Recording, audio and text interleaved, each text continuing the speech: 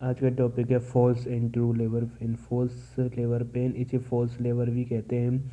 यह multi para की तुलना में प्राइमरी पैरा में अधिक पाया जाता है। प्राइमरी ग्रेविडा में यह पेन ट्रू लेबर पेन के लगभग 2 वीक पहले उत्पन्न होता है।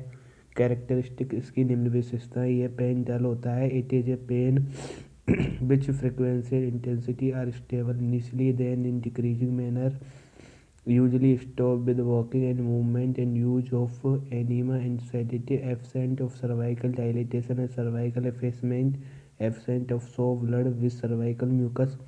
It is limited in lower uterine segment and growing part. In this, contraction will be irregular and felt in abdomen above umbilicus. Fetus is vegetable. Absence of wave of water. दूसरा है true labour pen.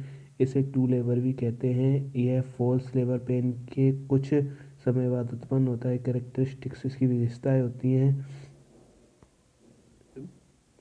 Present strong pain, ये pain strong होता है। It is a continuous pain which frequency intensity will be increasing manner, इसकी frequency और intensity increasing manner में होती है। It doesn't stop by walking और इंक्रीज ड्यूरिंग वॉकिंग, ये वॉकिंग पर स्टॉप नहीं होकर उल्टी बढ़ जाता है।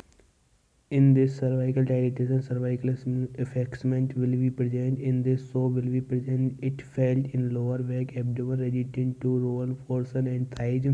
In this, contraction will be regular that increases in frequency.